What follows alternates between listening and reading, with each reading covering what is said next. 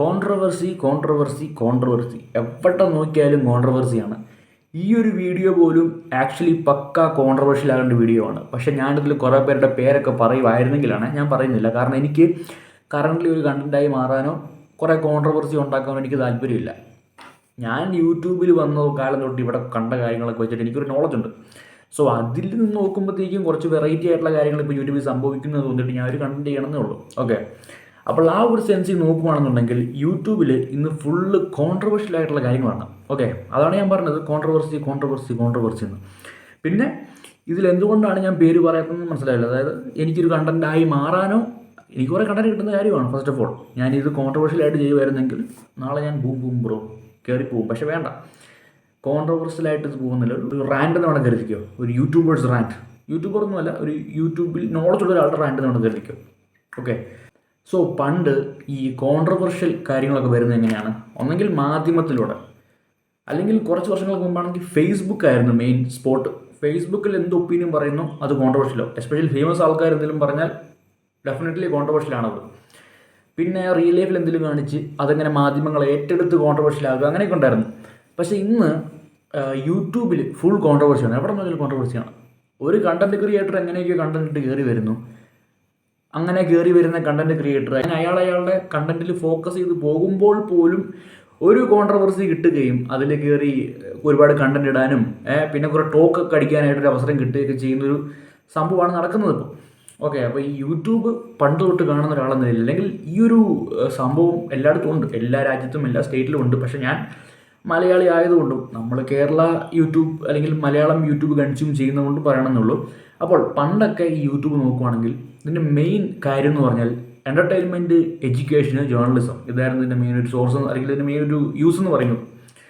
അപ്പോൾ അതിൽ top entertainment ആണ്, സെക്കൻഡ് എഡ്യൂക്കേഷനിൽ, പിന്നെ ജേർണലിസം, അങ്ങനെയൊക്കെ ആയിരുന്നു. പണ്ട് ഈ ജേർണലിസം ഒന്നും വലിയ ഇതില്ലായിരുന്നു. ഇതിൽ അന്ന് ആൾക്കാർ ഇതിനെ വലിയ വിശ്വാസമില്ലായിരുന്നു അവർക്ക്.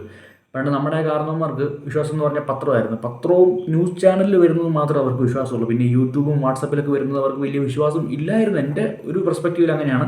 പിന്നെ വിശ്വസിക്കുന്ന ആൾക്കാർക്ക് അന്നും ഉണ്ടായിരുന്നു. പക്ഷേ എനിക്കറിയാവുന്ന കുറച്ച് കാരണവന്മാരിൽ എനിക്കറിയാവുന്ന കുറച്ച് എൽഡേഴ്സ് പണ്ട് തൊട്ടേ ഈ പറയുന്ന പോലെ യൂട്യൂബ് സോഴ്സും കാര്യങ്ങളും വിശ്വസിക്കാത്ത ഒരുപാട് ആൾക്കാരാണ്. അവർക്ക് വിശ്വാസം എന്ന് പറഞ്ഞാൽ പത്രവും ന്യൂസൊക്കെയാണ്, ഈ വെൽ റെപ്യൂട്ടഡ് മീഡിയ ഒക്കെയാണ്. അപ്പോൾ ഈ എൻ്റർടൈൻമെൻറ്റും അല്ലെങ്കിൽ എഡ്യൂക്കേഷനും ആയിരുന്നൊരു കാലത്ത് ഏറ്റവും ടോപ്പായിട്ട് നിന്നിരുന്ന കാര്യങ്ങൾ. അപ്പോൾ അങ്ങനെ വന്ന യൂട്യൂബ് ഇന്ന് എന്തൊക്കെയോ ആയി മാറി. ഇന്ന് ഏതൊരു കണ്ടൻറ് ക്രിയേറ്റർ, ഇപ്പോൾ ടെക്കി ആയിക്കോട്ടെ, ഒരു ഗെയിമർ ആയിക്കോട്ടെ, ഒരു ബ്ലോഗർ ആയിക്കോട്ടെ, ഒരു ഫുഡ് ബ്ലോഗർ ആയിക്കോട്ടെ, എല്ലാവർക്കും കോൺട്രവേഴ്സി കിട്ടുന്നുണ്ട്. എല്ലാവർക്കും കണ്ടൻറ് കോൺട്രവേഴ്സി കാര്യങ്ങളൊക്കെ ഉണ്ട്. വാക്ക് തർക്കങ്ങൾ, ഫൈറ്റ്, ഇടിക്കൂട്ടിലടി, അങ്ങനെ എല്ലാം ഉണ്ട്. നമ്മൾ ആരുടെ പേരൊന്നും പറയുന്നില്ല. അപ്പോൾ എന്തുകൊണ്ട് ഇത്രയും വലിയൊരു കോൺട്രവേഴ്ഷ്യൽ ആയിട്ടുള്ള കാര്യങ്ങൾ ഇവിടെ സംഭവിക്കുന്നു എന്ന് ചോദിച്ചു കഴിഞ്ഞാൽ സുഹൃത്തുക്കളെ, ഇതിൽ വേറൊന്നുമില്ല. ഇതൊക്കെ പിയർ വർക്കാണ്. ഓക്കെ, നമ്മൾ കരുതുന്ന പോലെ രണ്ട് ഗ്യാങ് ആയിട്ട് ചേർന്ന് അങ്ങോട്ടും ഇങ്ങോട്ടും ഫൈറ്റ് ചെയ്യുന്നു, അല്ലെങ്കിൽ രണ്ട് പേര് ആരുടെ ഭാഗത്താണ് ന്യായമെന്ന് കണ്ടെത്താൻ വേണ്ടി, അങ്ങനെയൊന്നുമില്ല.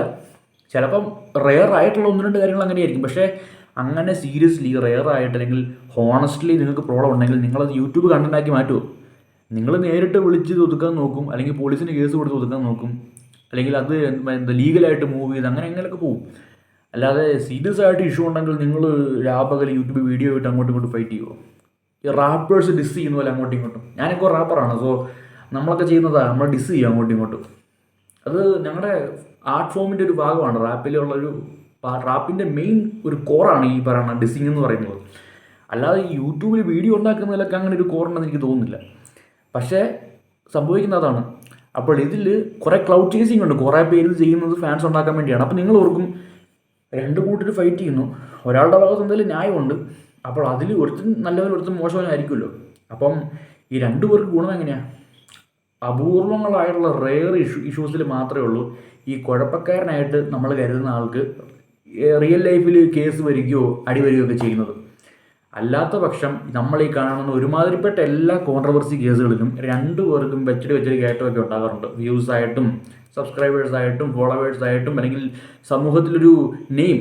ഇപ്പം നെഗറ്റീവ് ഷീഡാണെങ്കിൽ പോലും ഒരു നെയിം കിട്ടിക്കഴിഞ്ഞാൽ അറിയാമല്ലോ കയറിപ്പോകാൻ, അല്ലെങ്കിൽ ആളറിയുമെന്ന് പറയുമ്പോൾ തന്നെ 10 ആൾ അറിയുമെന്ന് പറയുമ്പോൾ തന്നെ വലിയൊരു കാര്യമാണ് ചിലർക്ക്. അപ്പോൾ അങ്ങനെ ഈ ആൾക്കാരുടെ ഈ ഡ്രാമ കൺസ്യൂം ചെയ്യാനുള്ള ബിഗ് ബോസ് പോലത്തെ, ഞാൻ പണ്ട് പറഞ്ഞ വീഡിയോ ചെയ്തിട്ടുണ്ട്, ബിഗ് ബോസ് പോലത്തെ കൂതർ പ്രോഗ്രാമുകളിൽ ഈ ചീപ്പ് ഡ്രാമ കണ്ട് ഇഷ്ടപ്പെടുന്ന ആൾക്കാർക്ക് അവരുടെ പ്രിയപ്പെട്ട യൂട്യൂബറിൻ്റെ ഇഷ്യൂ കണ്ടാൽ പോലും ഭയങ്കരമായിട്ട് ഇഷ്ടപ്പെടും. അപ്പോൾ അങ്ങനെ നമ്മുടെ ഈ സമൂഹത്തിലെ ആൾക്കാരുടെ ഇടുങ്ങിയ ചിന്താഗതിയെ ചൂഷണം ചെയ്തുകൊണ്ട് ചെയ്യുന്ന ഒരു സംഭവം മാത്രമാണ് ഈ കോൺട്രവേഴ്സി എന്ന് പറയുന്നത്. ഇന്ന് കേരളത്തിൽ സംഭവിക്കുന്ന മിക്ക കോൺട്രവേഴ്സി ഇതൊക്കെ തന്നെയാണ്. ചിലതൊക്കെ ഹോണസ്റ്റ്ലി ഇഷ്യൂസ് ഉണ്ട്, ചിലപ്പം ആൾ മാറിപ്പോയി തെറി പറഞ്ഞതോ അങ്ങനെ പല ഇഷ്യൂസൊക്കെ ഉണ്ട് ഇതിൽ. പക്ഷേ നമ്മൾ കാണുന്ന മജോറിറ്റി കോൺട്രവേഴ്സിയും സ്ക്രിപ്റ്റഡ് ആയിരിക്കും, അല്ലെങ്കിൽ അത് കാര്യമുള്ള കാര്യമേ ആയിരിക്കത്തില്ല. ഒരു ഇഷ്യൂ പോലും കാണത്തില്ല, രണ്ടുപേർക്കും ഗുണങ്ങൾ മാത്രമേ ഉള്ളൂ. ഈ സൈഡ് തിരിഞ്ഞ് ഫാൻ ബേസ് പണിക്ക് പോകുന്നവരും മറ്റേ തെറി വിളിക്കാൻ പോകുന്നവരും സൈബർ പരിപാടിക്ക് പോകുന്നവരുമാണ് പ്രശ്നക്കാരായിട്ട് മാറുന്നത്. അതായത് അവർക്ക് ഭാവിയിൽ ഒരു വലിയ ജീവിതമൊന്നുമില്ല. ആർക്കോ വേണ്ടി തെറി വിളിക്കാനും ആർക്കോ വേണ്ടി കൊടി പിടിക്കാനും പോകുന്ന ലെവലിലോട്ട് ഒതുങ്ങിപ്പോകും ജീവിതമൊക്കെ അവരുടെ. സോ ഇത്രേ ഉള്ളൂ എനിക്ക് പറയാൻ, വേറൊന്നുമില്ല. അതായത് സമൂഹത്തിൽ നടക്കുന്ന കാര്യം നിങ്ങളുടെ എത്തിച്ചത്രേ ഉള്ളൂ. ഹോണസ്റ്റായിട്ട് ഞാൻ കാര്യം പറഞ്ഞു. കാരണം കുറേ കൊല്ലമായിട്ട് യൂട്യൂബ് കാണുന്ന ഒരു വ്യക്തിയാണ്. യൂട്യൂബിൽ വീഡിയോ കാണുക മാത്രമല്ല, വീഡിയോ ക്രിയേറ്റ് ചെയ്യുകയും അതിനൊരു ക്രിയേറ്റർ സൈഡിലൂടെ കാണുന്ന വ്യക്തിയാണ്. അതുകൊണ്ട് എനിക്കറിയാം ഇതിൽ ഒത്തൻറ്റിസിറ്റി എന്തോരുണ്ടെന്ന്. ഒട്ടും ഒത്തൻറ്റിക് അല്ല പല കാര്യങ്ങളും, ചുമ്മാ കണ്ടൻറ്റ്, PR സ്റ്റണ്ടാണ് ചുമ്മാ. ഓക്കെ, ഈ ട്രാപ്പിൽ വീഴാതിരിക്കുക. കോൺട്രവേഴ്സിയൊക്കെ ചുമ്മാ വരുന്നതാണ്. ആക്ച്വൽ ഇഷ്യൂ ഉണ്ടെന്നുണ്ടെങ്കിൽ അവരത് റിയലിലേക്ക് തീർക്കും, ലീഗലായിട്ട് മൂവ് ചെയ്യും, അല്ലെങ്കിൽ എന്തെങ്കിലും വിളിച്ചോ പറഞ്ഞോ തല്ലിയൊക്കെ തീർക്കും. അല്ലാതെ 100 വീഡിയോ ഇട്ട് അങ്ങോട്ടും ഇങ്ങോട്ടും ചെയ്യുന്നതല്ല. അതൊക്കെ സ്ക്രിപ്റ്റാണ്. അതവർക്ക് ഗുണമുണ്ട്, അവർക്ക് കണ്ടന്റ് ഇടാൻ പറ്റും, പൈസ ഉണ്ടാക്കാൻ പറ്റും. ആ ട്രാപ്പിൽ വീഴാതിരിക്കുക. ഓക്കെ, നിങ്ങളുടെ സമയമാണ് വേസ്റ്റ് ആവുന്നത്, പോയ സമയം കിട്ടത്തില്ല.